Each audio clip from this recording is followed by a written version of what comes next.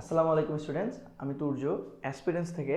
আজ আমি আমার প্রথম ক্লাসে নিয়ে আসছি একটি খুবই গুরুত্বপূর্ণ সরল অঙ্ক, সূচক ও লগারিদম অধ্যায় থেকে। এই অঙ্কটি এবার এসএসসি 26-এ খুবই গুরুত্বপূর্ণ। এখন আমি বলছি এই অঙ্কটা এইবার এসএসসি 26-এ কোনো এক বিভাগে খ নম্বরে, কতে না গতেও না, শুধু খতে, খ নম্বরে এই অঙ্কটি থাকবে এবং থাকবে তার 99% আমি দিচ্ছি, গ্যারান্টি দিচ্ছি যে 99% গ্যারান্টি এই অঙ্কটা থাকবেই। এই অঙ্কটা এত ইম্পর্টেন্ট, তাহলে আমরা আজকে দেরি না করে তাহলে আমরা দ্রুত এই অঙ্কটা করতে চলে যাই। আচ্ছা, আমাদের কাছে অঙ্কটা দেওয়া আছে 7 log 10 10 divide by 9 minus 2 log 10 25 divide by 24 plus 3 log 10 81 divide by 80। তাহলে আমরা অঙ্কটা শুরু করি। প্রদত্ত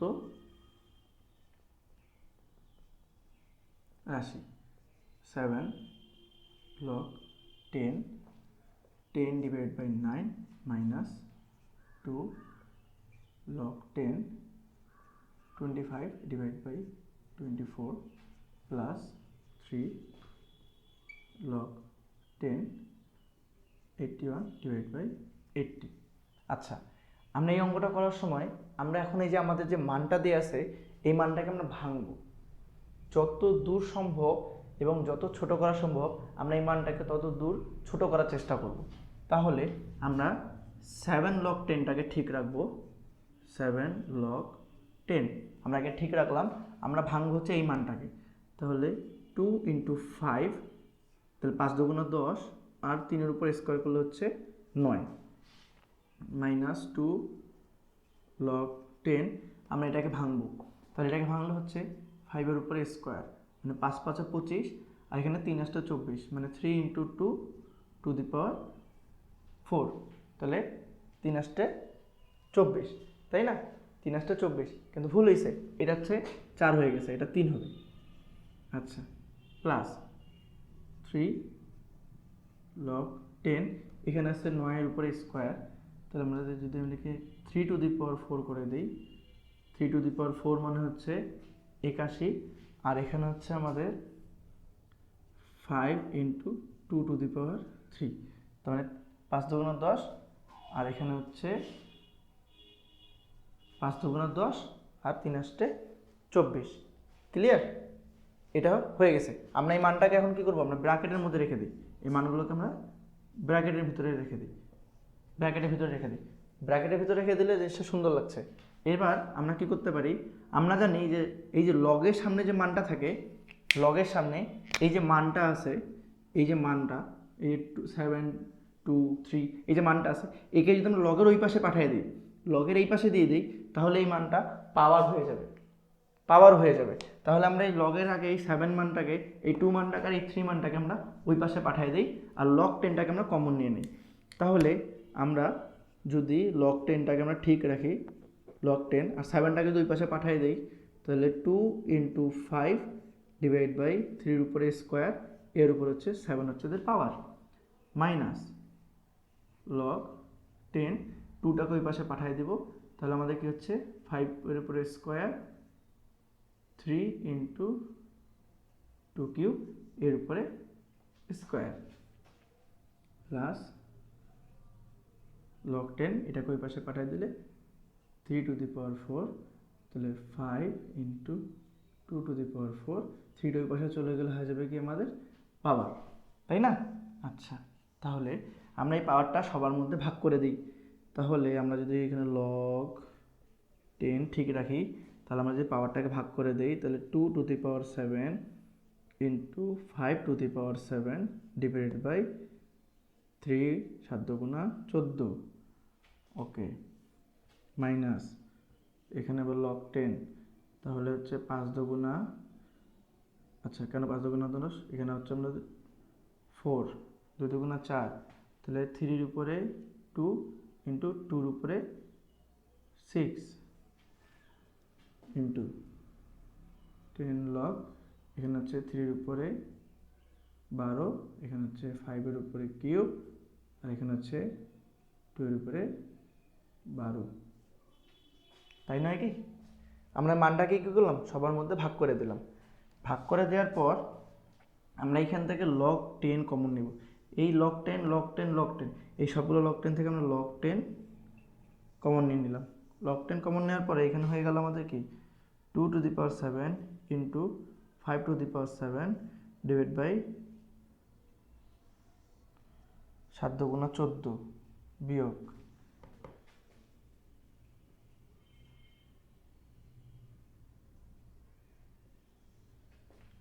যোগ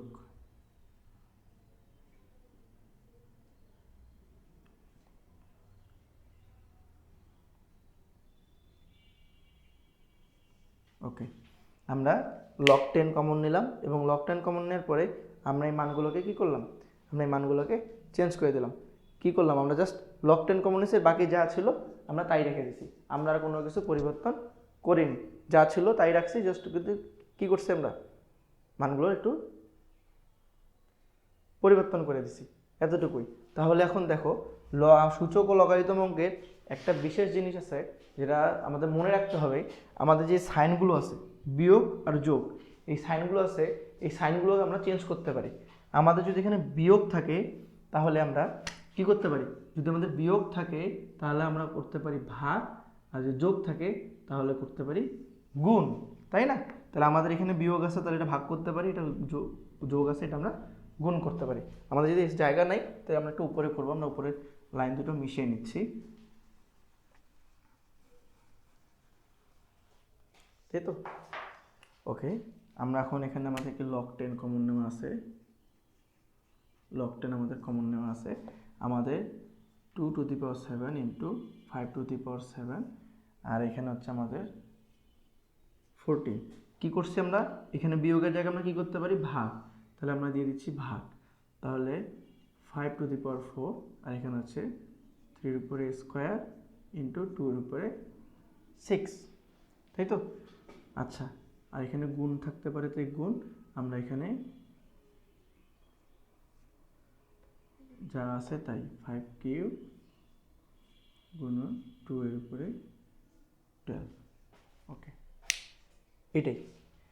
এটাই তো আমরা এটা লিখতে পারি। তাহলে আমাদের কি আছে, এখানে ভাগ আছে, তো আমরা এই ভাগ উল্টায় গুণ করতে পারি, তাহলে আমরা ভাগ উল্টায় গুণ করে দিই, তাহলে লগ 10 ঠিক রাখলাম 2 to the power 7 into 5 to the power 7 divide by 3 to the power 14 গুণন 3 to the power 2 into 2 to the power 6, আর এখানে হচ্ছে 5 divide by 4, 5 to the power 4, এটা হচ্ছে আমাদের উপরে চলে আসলো, নিচে চলে আসলো, আর এখানে হচ্ছে 3 12 5 কিউব ইন্টু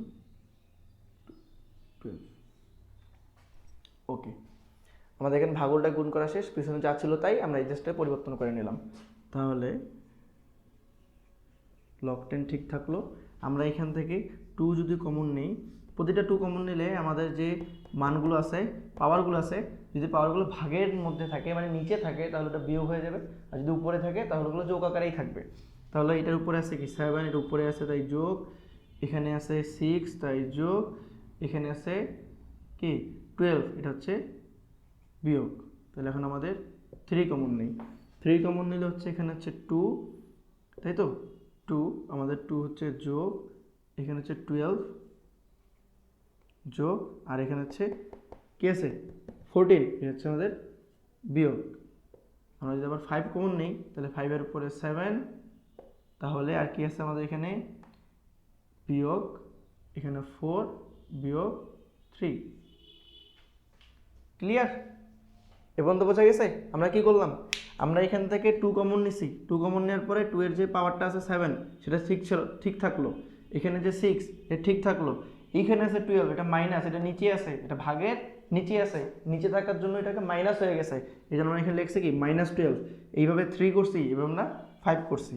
আচ্ছা, আমরা আবার লগ 10টাকে আমরা রেখে দিই ঠিক মতো, আমরা এখানে 2 রাখলাম, এখানে হচ্ছে 7 6 13, 13 থেকে 12 বিয়োগ করলে হবে কত, আমরা লিখে দিই 13 বিয়োগ 12, এখানে কত 3 যদি কমন নেই তাহলে এখানে 14, 14 বিয়োগ 14, এখানে হচ্ছে 7 বিয়োগ 7, তাই তো?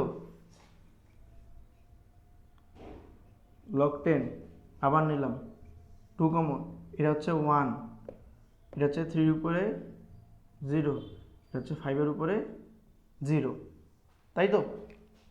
বোঝা যায় কোনো কিছুর উপরে যদি পাওয়ার 0 থাকে, যদি কোনো কিছুর উপরে পাওয়ারের মান 0 থাকে তাহলে তার মান কত? তার মান 1, তার মান 1।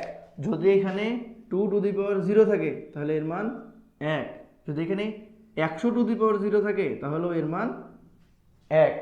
যদি কোনো কিছুর উপরে পাওয়ার মান 0 থাকে তাহলে তার মান কত? 1। তাহলে আমাদের এখানে কি আছে?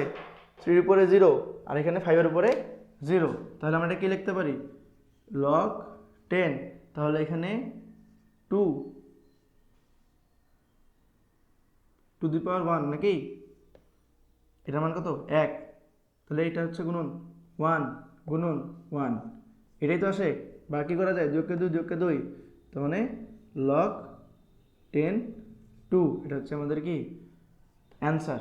এই অঙ্কটা খুবই গুরুত্বপূর্ণ, আমি বারবার বলে দিচ্ছি।